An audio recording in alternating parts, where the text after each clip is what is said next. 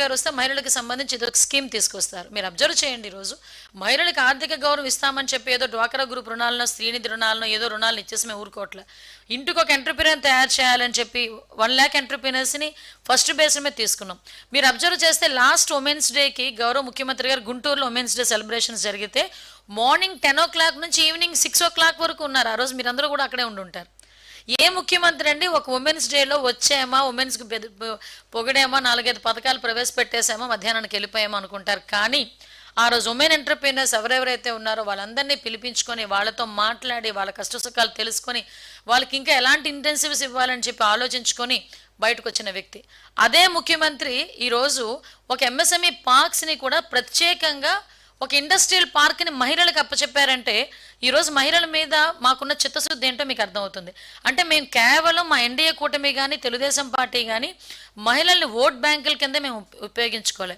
మహిళా శక్తిని కరెక్ట్గా కనుక ఉపయోగించుకుంటే ఆంధ్రప్రదేశ్ రాష్ట్రం ఏదైతే 2047కి మనం ప్రపంచంలో మొట్టమొదటి స్థానంలో ఉండాలి అనుకుంటున్నామో అట్ ద సేమ్ టైం ఈ మహిళా శక్తిని కనుక ప్రాపర్ వేలో యూజ్ చేసుకుంటే డెఫినెట్గా ఉంటామని నమ్మిన వ్యక్తి గౌరవ ముఖ్యమంత్రి గారు చంద్రబాబు నాయుడు గారు, అదేవిధంగా ఉప ముఖ్యమంత్రి పవన్ కళ్యాణ్ గారు. ఈరోజు మీ అందరికీ తెలుసు చాలామంది ఈ 33% రిజర్వేషన్ వస్తుందని చెప్పిన తర్వాత చాలామంది ఆశలు పెరిగినాయి.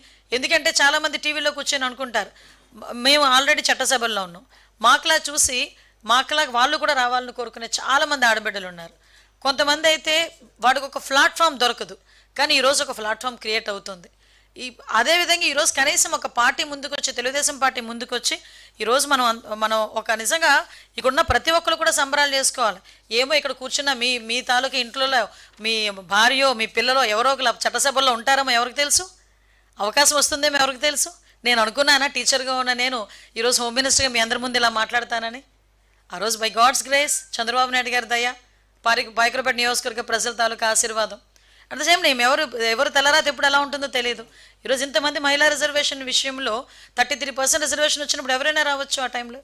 నిజంగా ఒకటి చెప్పాలంటే ఇది ఒక సామాజిక విప్లవం కింద భావించాలి. పర్టికులర్గా ఇది ఒక సామాజిక విప్లవం. చాలామంది ఏమనుకుంటారంటే మహానాడు అనేది రాజకీయ సభ అనుకుంటారు.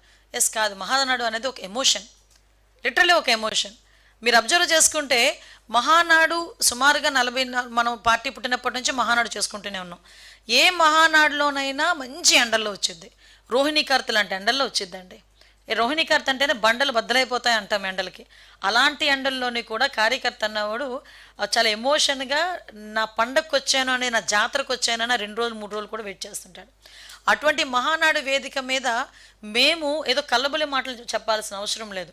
ఎందుకంటే దీనికి ఉన్న ప్రాధాన్యత గురించి చెప్పడానికే ఏ ప్లాట్ఫామ్ మీద మేము దీన్ని అనౌన్స్ చేసామని చెప్పడానికే ఆ ప్రాధాన్యత చెప్పాను ఇక్కడ మీకు. కాబట్టి మేము అంత సెంటిమెంట్గా భావించే మహానాడు సభ మీద గౌరవ నారా లోకేష్ గారు ఇనిషియేషన్ తీసుకొని ఈ 33% రిజర్వేషన్ మేము కల్పిస్తామని చెప్పడం యాజ్ ఎ వర్కింగ్ ప్రెసిడెంట్గా, దానికి గౌరవ ముఖ్యమంత్రి గారు జాతీయ పార్టీ అధ్యక్షుల హోదాలో ఆయన దానికి ఆమోదం తెలపడం కూడా ఇది నిజంగా చెప్పాలంటే ఒక సామాజిక విప్లవం కింద భావించవచ్చు. అట్ ద సేమ్ టైం రేపొద్దున రాష్ట్ర అభివృద్ధిలో ఇది ఒక బ్లూ ప్రింట్ కింద కూడా మేము మార్చుకోవచ్చు. నిజంగా ఒక బ్లూ ప్రింట్ అనుకోవాలి. ఎందుకంటే చాలామంది ఇంతకుముందు గవర్నమెంట్లు ఉన్నాయి అంటే కొన్ని సందర్భాల్లో కొంతమంది గురించి మాట్లాడడం వేస్ట్ అనుకుంటాను, కానీ తప్పట్లేదు, మాట్లాడాలి. లాస్ట్ 5 సంవత్సరాల గవర్నమెంట్లో గొడ్డలిపాటి గవర్నమెంట్లో మీ అందరూ చూశారు. అమరావతి రాజధానిగా రావాలి అంటే రోడ్ల మీదకి తీసుకొచ్చి బూటికాలతో తన్నించుకున్న పరిస్థితుల నుంచి ఈరోజు ఎన్డీఏ కూటమి గవర్నమెంట్ వచ్చిన తర్వాత ఈరోజు చట్టసభల్లోని వాళ్ళని భాగస్వాములను చేస్తాం. ఆ రోజు బూటికాలతో తన్నిస్తే ఈరోజు మేము చట్టసభల్లో భాగస్వాములు చేయడానికి సిద్ధంగా ఉన్నామని చెప్పడానికి మేము గర్వపడుతున్నాం. ఈరోజు ఎస్పెషల్లీ అలాంటిదే కాదు, చాలామంది మీద సోషల్ మీడియాలో పడుతున్న చాలా పోస్టులు నిజంగా ఎందుకు సామాజిక విప్లవం అన్నానంటేనండి, మా హక్కుల గురించి మేమే పోరాటం చేసుకోవాలి.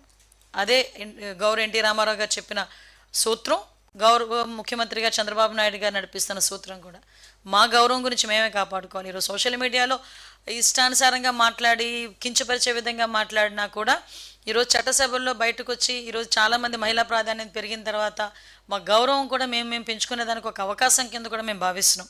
ముఖ్యంగా ఎస్పెషల్లీ నారా లోకేష్ గారికి, గౌరవ మంత్రివర్యులు నా సోదరులు నారా లోకేష్ గారికి నేను ప్రత్యేకంగా ధన్యవాదాలు తెలియజేసుకుంటున్నా.